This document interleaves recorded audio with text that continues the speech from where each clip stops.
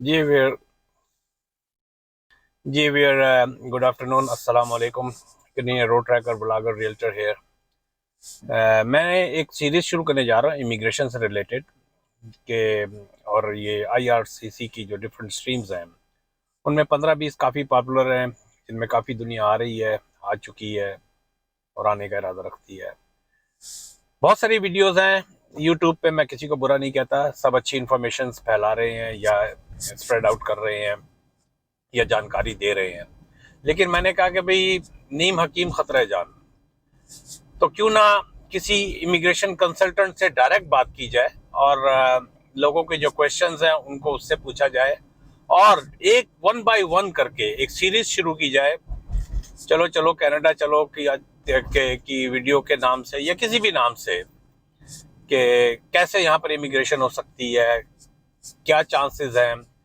तो इससे पहले मैंने एक व्हाट्सएप पे किया था, क्या नाम है, फोन के ऊपर, और अब मैंने जूम के ऊपर, क्योंकि ना मेरे पास टाइम है ना दीक्षण, जो मेरे दोस्त भी हैं, हम लोगों ने साथ ही स्कूल किया था, आई मीन सीडीआई से। और वो लाइसेंस है, मैंने लाइसेंस नहीं लिया था। तो मेरी बात में वो वजन नहीं है। मैं एक अपनी ओपिनियन तो दे सकता हूँ, लेकिन मैं प्रोफेशनल एडवाइस नहीं दे सकता। तो मैंने कहा कि दीक्षण चले भाई, हम एक सीरीज शुरू करते हैं और लोगों के अंदर वो तमाम जानकारी दें जो रियल ग्राउंड के ऊपर है, ताकि लोग जो है ना सही मानों में फैसला कर सकें, चाहे जाके इधर उधर वो भटके। काम हो जाना सी ਤੁਹਾਡਾ। ਲਓ जी, एक मिनट यार, मैं लंघ ਲੈਣ ਦਿਓ।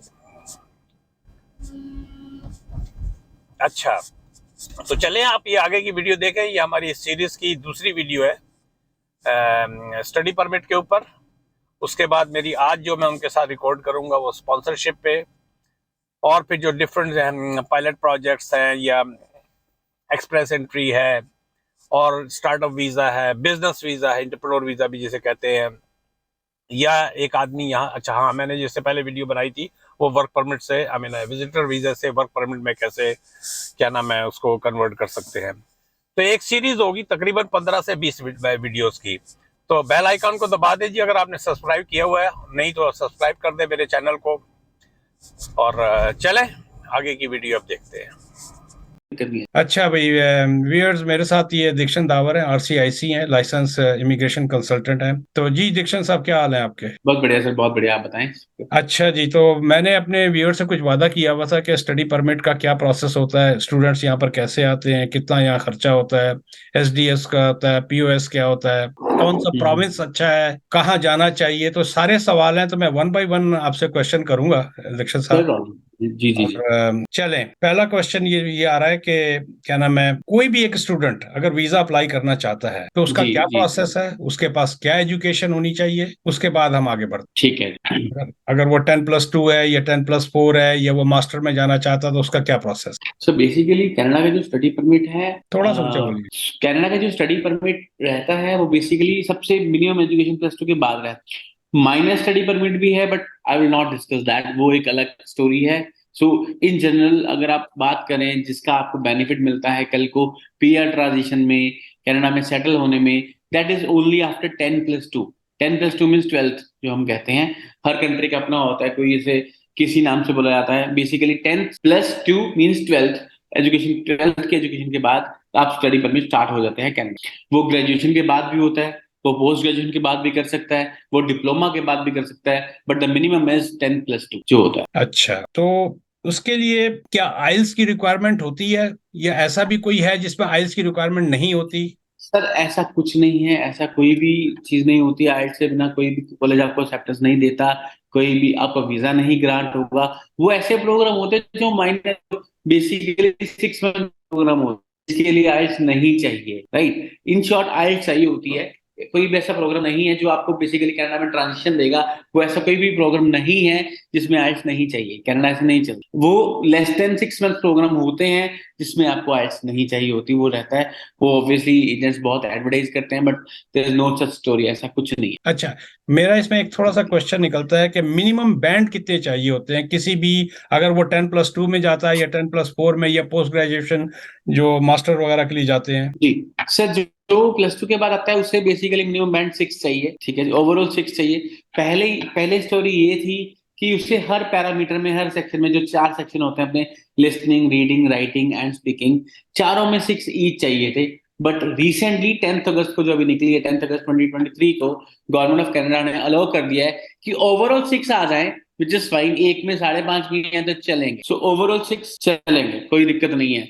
एंड बेसिकली अभी कॉलेजेस ने चेंज नहीं किया, मोस्ट ऑफ द कॉलेजेस ने रिक्वायरमेंट चेंज नहीं करी। सिमिलरली अगर मैं ग्रेजुएशन की बात करूं, जो वीजा की एलिजिबिलिटी है वो ओवरऑल 6 सेम ही है वो दोनों के लिए, लेकिन कॉलेज की एलिजिबिलिटी वो 6.5 हो जाती है। ये नहीं है कि 6 बैंड पे कॉलेज नहीं लेगा, देयर आर कॉलेजेस जो 6 बैंड पे लेंगे, बट 95% ऑफ द कॉलेजेस जो ग्रेजुएशन के बाद एडमिशन दे रहे हैं वो 6.5 एक्सेप्ट करेंगे। अच्छा, आज की जो स्टोरी है, अभी अपडेशंस आ रही हैं, देयर आर चेंजेस, कॉलेजेस अपनी रिक्वायरमेंट चेंज कर रहे हैं। एंड सेकेंडली, कनाडा में सिर्फ आइल्स एक्सेप्ट होता था, अदर टेस्ट फर्स्ट फ्रेंच जो था, लेकिन अभी कनाडा ने पीटीई भी एक्सेप्ट करना शुरू कर दिया है। आप पीटीई एकेडमिक दें, उसके ओवरऑल स्कोर चाहिए, उसके सेक्शन की कंडीशन ही नहीं है।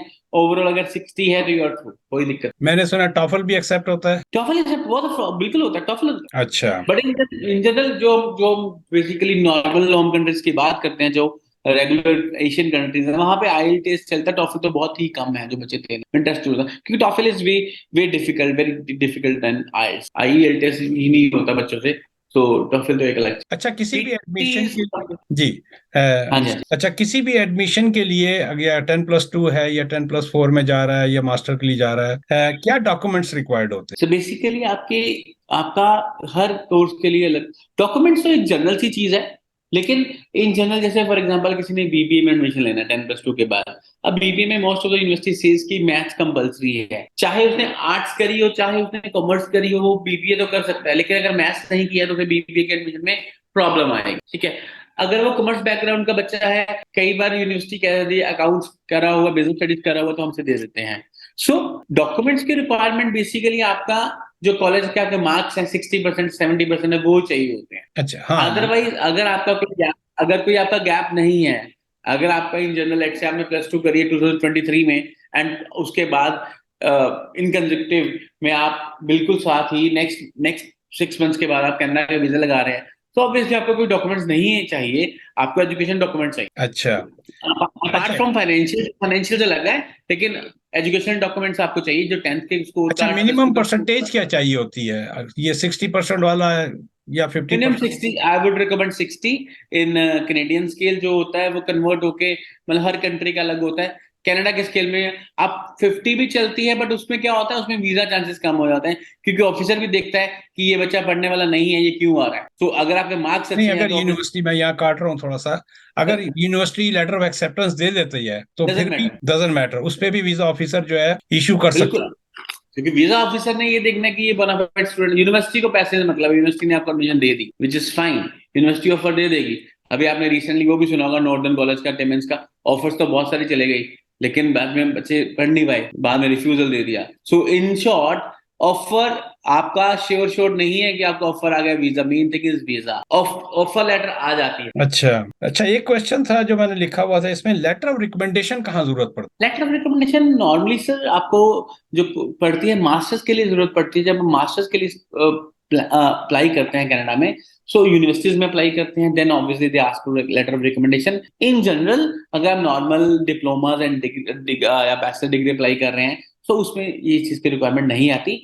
इन जनरल ये मास्टर्स के लिए ही रिक्वायरमेंट है, अदरवाइज कोई और स्टडी के लिए नहीं है। अच्छा, फिर लास्ट क्वेश्चन, लास्ट तो नहीं, अभी बहुत लंबी लिस्ट है। अच्छा, ये कोई इशू। इसके लिए कोई रेज्यूमे भी चाहिए होता है लेटर ऑफ एक्सेप्टेंस के लिए स्कूल को? कॉलेज कॉलेज वेरी करता है सर। फॉर एग्जांपल अभी बच्चा 10+2 का ग्रेजुएट है अभी रिसेंटली, उसको क्या रिज्यूमे बनाएगा? उसके रिज्यूमे में कुछ नहीं आएगा, कंपनी नहीं मांगेगी। अच्छा, एक स्टूडेंट ने बैचलर्स किया है, सो उसने भी रिसेंटली ग्रेजुएट है, रिज्यूमे में एजुकेशन ही आएगी, उसके अलावा कुछ आएगा नहीं। लेकिन जब बच्चे का गैप जनरेट हो जाता है, उसने 2018 में ग्रेजुएशन करी थी, आज 2023 है, 5 इयर्स, तो obviously university will ask for resume, उसने 5 साल किया क्या है या एक्सपीरियंस सर्टिफिकेट्स एंड ऑल, तो रिज्यूमे में बेसिकली शॉर्ट करके देता है कि मैंने इस टाइम से इस टाइम क्या कर रहा था, then it is required. In general it is not required, but yes obviously it varies from case to case. अच्छा, इसके बाद एक क्वेश्चन है, मैं वैसे तो कॉस्ट टू स्टडी वगैरह का तो मैं बाद में पूछूंगा क्योंकि 10+2 के बाद कुछ और होगी, that depends on, varies from university to university, तो उसके तो हम बाद में बात करेंगे। इसके अलावा हमारा ये भी क्वेश्चन होगा, जब वीजा अप्लाई किया जा रहा है तो उसके साथ क्या डॉक्यूमेंट लगाए जाते हैं, वो भी एक क्वेश्चन है, ये जहन में रहे आपके। लेकिन मैं भी जरा बेसिक क्वेश्चन कर रहा हूँ कि ऑन योर एक्सपीरियंस, क्योंकि दीक्षण तुम काफी क्या नाम है स्टूडेंट्स के केसेस वगैरह करते हो, स्टडी परमिट वगैरह, आई मीन वीजे के सिलसिले में, या स्कूल से जो भी टाई अप वगैरह हैं तुम्हारे या जो भी है, on your experience which province is good for the student? So, sir, again, there's no perfect answer, but I'll answer obviously जो लोगों को बेसिकली हेल्प करेगा। जब मैं केस करता हूँ किसी का भी, मैं ये नहीं सोचता कि उसको स्टडी परमिट चाहिए, मेरा काम स्टडी परमिट दिलाना है, मुझे आगे नहीं देखना।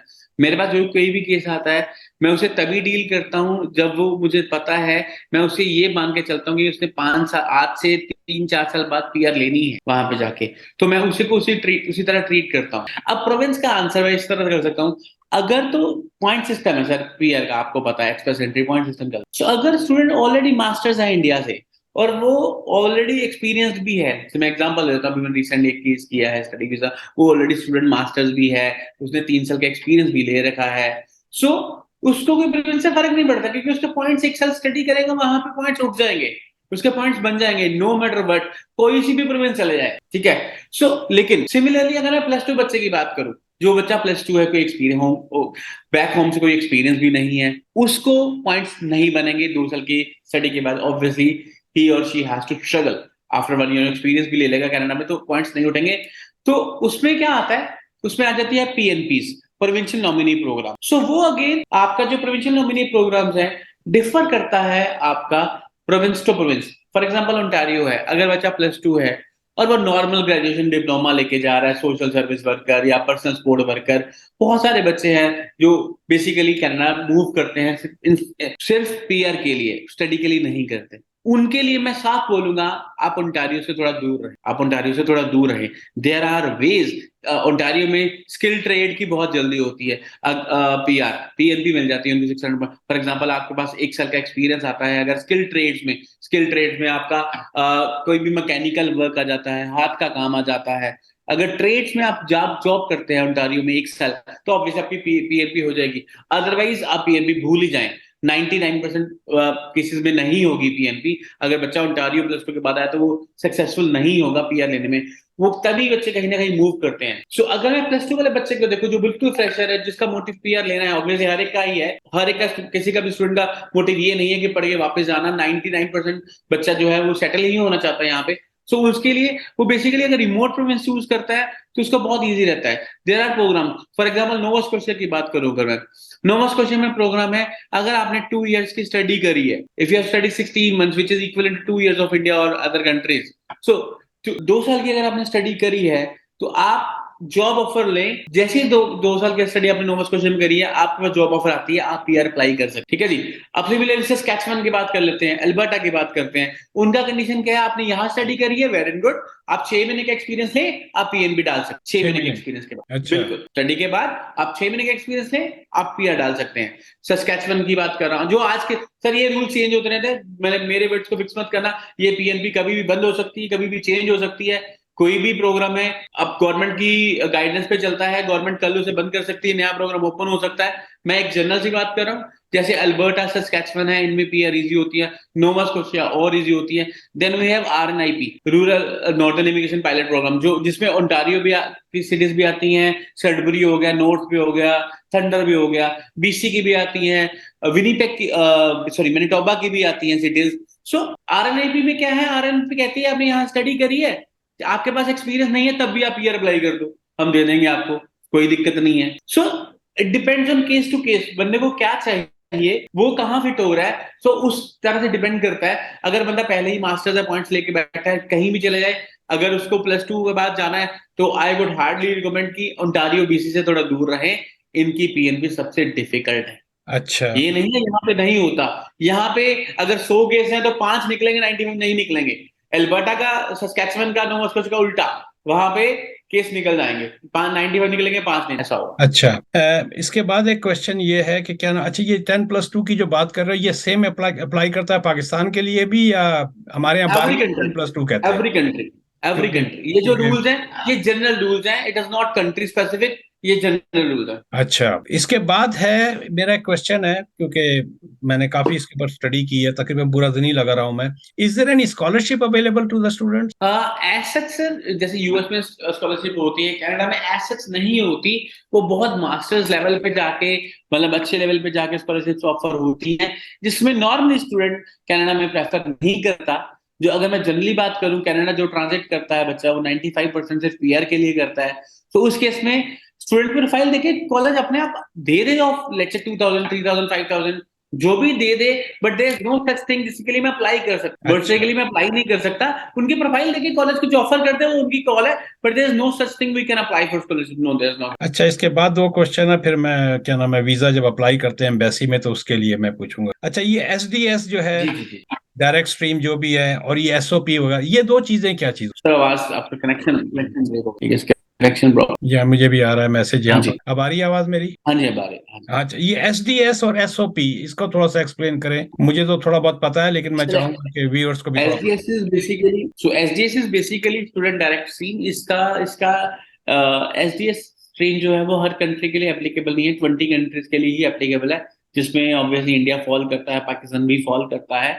So this is fast processing of your study permit. इस अच्छा, केस ये में अगर आपके कितनी कितनी पाकिस्तान या इंडिया से उसने कितने 14 की हुई हो या 16 की हो? नहीं सर, +2 +2 करने के बाद भी एसडीएस पे लगा सकते हैं फाइल? एसडीएस ही है सर। अच्छा एसडीएस नॉन एसडीएस में लगेगी तो सक्सेस रेट कम हो जाएगा। मैं अच्छा। बता रहा हूँ, एसडीएस इज ऑब्वियसली, एसडीएस का मीनिंग क्या है, गवर्नमेंट ने पहले ही कंडीशन लगा दी है कि उसको आइल्स के इतने बैंड चाहिए जी, पीटी इतना चाहिए, ये गवर्नमेंट की गाइडलाइन है, ठीक है। अगर इतने नहीं है, फाइल आप तब भी लगा सकते हो, लेकिन वो फाइल नॉन एसडीएस में चल जाएगी। अगर एसडीएस कैटेगरी में सक्सेस रेट 90% है, तो नॉन एसडीएस में सक्सेस रेट है 35। अच्छा, यहाँ पर एक क्वेश्चन है, तो उसका आइल्स का कितना होता है, उसका बैंड कितना कर दिया उसका बैंड? किसका सर? एसडीएस में आइल्स का बैंड क्या किया हुआ है? Overall 6, overall 6। इसमें भी 6 ही? अच्छा। और चलें इसके बाद अब आ जाते हैं, क्योंकि बातें काफी हो चुकी हैं। अच्छा, proof of fund and source of fund वगैरह की भी जरूरत पड़ती है? तो ऐसा है, जो एसडीएस कैटेगरी में जब हम बात करते हैं, उसमें 1 ईयर की फीस डिपॉजिट करनी पड़ती है, टोटल 1 ईयर की, पूरे सेमेस्टर एक की साल नहीं, की? पूरे एनुअल, पूरे 1 साल की। प्लस 10,000 जीएसी अकाउंट में डालना पड़ता है, 10,000 कैनेडियन डॉलर। 10,000 कैनेडियन डॉलर जो जीएसी में डालना पड़ता है, वो बेसिकली क्या होता है, it is granted investment certificate, जो पैसा आप अपनी होम कंट्री से कनाडा की बैंक में डाल। नहीं, तो ये सो तो वो आम पैसा, स्टूडेंट के लिए भी तो जीसी अकाउंट नहीं बनता है? आम पार्डन, स्टूडेंट के लिए भी तो अकाउंट बनता है ना? इसके लिए आम स्टूडेंट जो एक आम आ रहा है, जो एसडीएस के अलावा आ रहा है, उसको भी तो क्या नाम है, जीसी अकाउंट वगैरह नहीं बनाना पड़ता? GIC account? Sir, GAC account SDS category में अप्लाई करना है तो जीएसी अकाउंट मैंडेटरी है। अच्छा, और बाकी?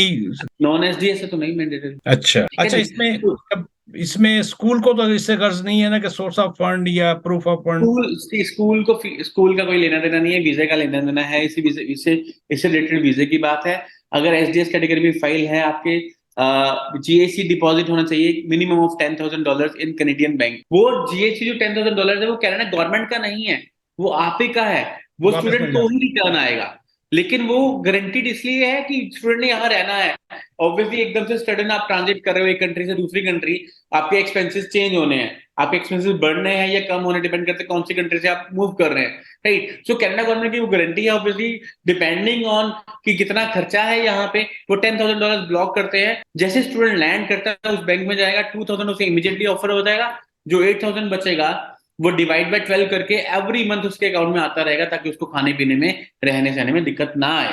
अच्छा ये गवर्नमेंट का प्लान है। और ये 10,000 मिनिमम है। अगर किसी कोई पेरेंट ज्यादा करना चाहता है, 15 करे 20 करे, वो आपके बच्चे का ही रहेगा, वो आपके कोई कनाडा गवर्नमेंट का पैसा नहीं है, वो आप ही के किड का पैसा है, ताकि वो उसे ऑब्वियसली यूज कर पाए फ्यूचर में। अच्छा, अब मेरा क्वेश्चन आता है, हम आप गए एम्बेसी की तरफ, लेटर ऑफ एक्सेप्टेंस मिल गया है किसी भी यूनिवर्सिटी का, किसी का भी उसका, चाहे वो 10+2 हो या वो 14 जी जमातों वाला या 16 जमातों। एम्बेसी को क्या डॉक्यूमेंट्स चाहिए होते? सर, एम्बेसी को बेसिकली हमें ये प्रूव करना होता है कि जो स्टूडेंट है वो बोनाफाइड स्टूडेंट है। बोनाफाइड मींस वो एक्चुअली पढ़ना चाहता है, चाहे उसकी विशेष डुअल इंटेंट सबका होता है कि मैं पढ़ के पीआर लूंगा, डुअल इंटेंट सबका होता है, ऐसी बात नहीं है। बट हाँ, ऑब्वियसली अगर उसको यहाँ कंट्री अच्छा नहीं लगेगा वो छोड़ देगा, बट इन जनरल बोलो, everybody has some dual intent in their mind.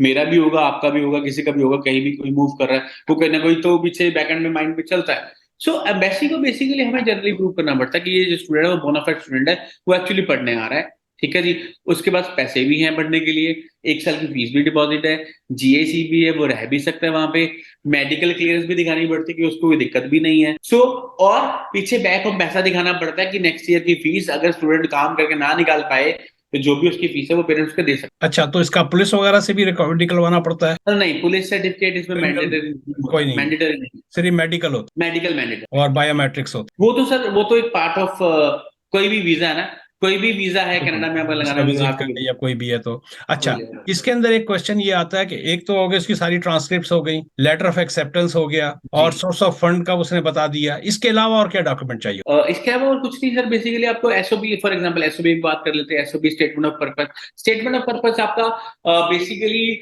आपके केस को जो डिसाइड करता है वो 90% एसओबी डिसाइड करता है। आपका स्टेटमेंट ऑफ पर्पस आप डिफाइन कर पा रहे हैं, इमिग्रेशन ऑफिसर को कन्विंस कर पा रहे हैं कि जो आप कह रहे हैं वो जेन्युइन है, एंड आप बेसिकली कनाडा स्टडी करने आते हैं, उसके आपके फ्यूचर प्लान्स क्या हैं उसको दिखाने पड़ते हैं कि मैं ये, अगर मैं बीबीए का प्रोग्राम ले रहा हूँ, मैं 4 साल बाद क्या करने वाला हूँ, क्या मेरे प्लान्स हैं, why I'm going for this course and all that stuff।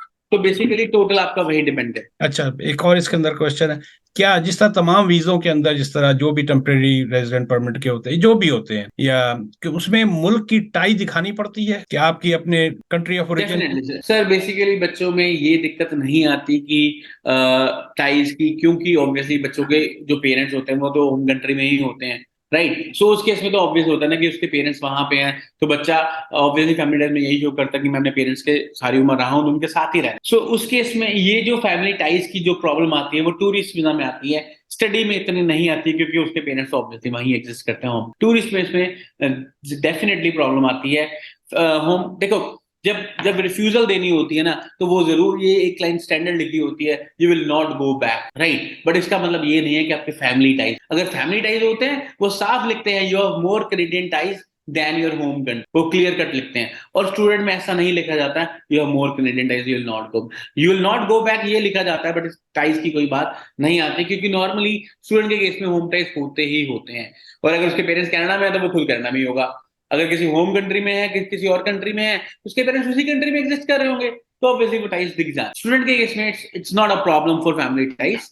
वो ऑब्वियसली डेफिनेटली एसओपी में जरूर हाईलाइट किया जाता है कि obviously you have your parents at back home, but otherwise इस पे ऐसी प्रॉब्लम नहीं है। अच्छा, इसके अंदर एक और क्वेश्चन भी है कि फिर भी बहुत बहुत शुक्रिया, इतना लंबा चौड़ा तुमने टाइम दिया है। प्रोसेस टाइम कितना लगता है वीजा अप्लाई करने के बाद? सर वीजा अप्लाई करने के बाद आज की डेट में ये again country to country vary कर जाता है। मैं ज्यादा से ज्यादा केसेस आपको पता है मैं इंडिया से करता हूँ, तो इसका जो प्रोसेसिंग टाइम है लेस देन अ मंथ चल रहा है। 20 डेज में भी आता है, 10 डेज में भी वीजा आ रहा है, 12 डेज में भी आ रहा है। अभी मेरा सुपर वीजा सुबह ग्रांट हुआ है in just a matter of 12 days. Study permit भी 10 दिन में आ रहा है, 15 दिन में भी आ रहा है, 30 डेज में भी आ रहा है। सो लेस देन 30 डेज आप कह लें आजकल में तुम स्टडी परमिट पाकिस्तान के। के लिए भी प्रैक्टिस कर सकते हो? It's not a problem, it's not a sir, basically हर चीज सेम है, हर चीज सेम है, सब कुछ डिजिटल है। आप कनाडा बैठ के काम करो, पाकिस्तान बैठ के काम करो, इंडिया बैठ के काम करो। If you authorize to work, let's say जो हमारा आरसीएससी का लाइसेंस है कनाडा गवर्नमेंट से, गवर्नमेंट ऑफ कनाडा की तरफ से, so they authorize us, we can work remotely from any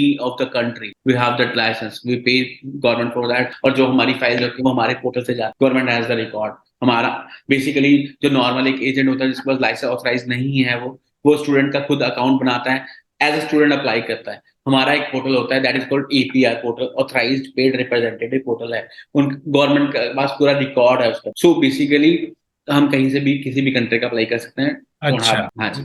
अगर जनवरी का इनटेक हो तो उसके लिए कब? अब तो सितंबर वाला तो मेरा खत्म हो गया क्योंकि अगस्त आ चुका है ऑलरेडी। सर जनवरी भी खत्म है, जनवरी भी खत्म हो चुका है। जनवरी जनवरी का 90% of the colleges are close. They done. इसके बाद कौन सा इनटेक आ रहा है? मई।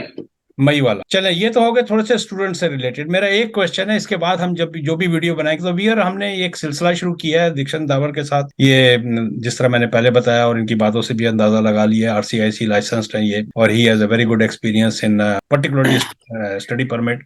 लेकिन इसके अलावा ये स्पॉन्सरशिप, वर्क परमिट, एलएमआई, ये सारे केस करते हैं। मैं लेकिन इसके बाद वाली जो वीडियो होगी वो स्पॉन्सरशिप से रिलेटेड होगी, जो स्पॉन्सर स्पॉन्सरशिप होती है। तो दीक्षांत, be prepared for that. I know you know that always. But my question is, ये मेरा पर्सनल क्वेश्चन है क्योंकि मेरा एक माय वेरी क्लोज रिलेटिव ही is in no Bahrain right now, problem. लड़की भी बहरीन में ही है। तो क्या वो वहां से, पहले तो ये होता था ना जी आपको कनाडा आना ही पड़ेगा लड़की को, जो भी स्पॉन्सर है, हस्बैंड स्पाउस को जो भी स्पॉन्सर कर रहा है, तो does she has to come to Canada to apply for him or she can do it from there? Sponsor है, उसका स्टेटस क्या है? She's a citizen. Citizen, she can apply from Bahrain. She can apply from Bahrain. If you are a Canadian citizen, you can apply from outside. If you are a permanent resident, you have to be in Canada. क्योंकि मैंने तुम्हारा number उसको पास कर दिया था, he might be contacting you very soon. No problem, no तो problem. चलो, ठीक है। Thank you the power, appreciate that you gave No me problem, sir, time. no I problem. know it's early, way early. No problem, sir, no problem. कोई issue तो नहीं। मैं क्या नाम है, मैंने अभी एक वीडियो लोड की थी, मैं बड़ा थका हुआ था, लेकिन उस वीडियो में टाइम ही मेरा बहुत ज्यादा लग गया, तो मैंने कहा No स्टिल problem. आप, तो why not I call you and talk to you. तो बहुत बहुत No शुक्रिया problem. जी, आप in Thank touch you, sir. No problem. मिलते हैं एक आप ब्रेक के बाद। जी जी, thank you sir, thank you sir. You very much, bye.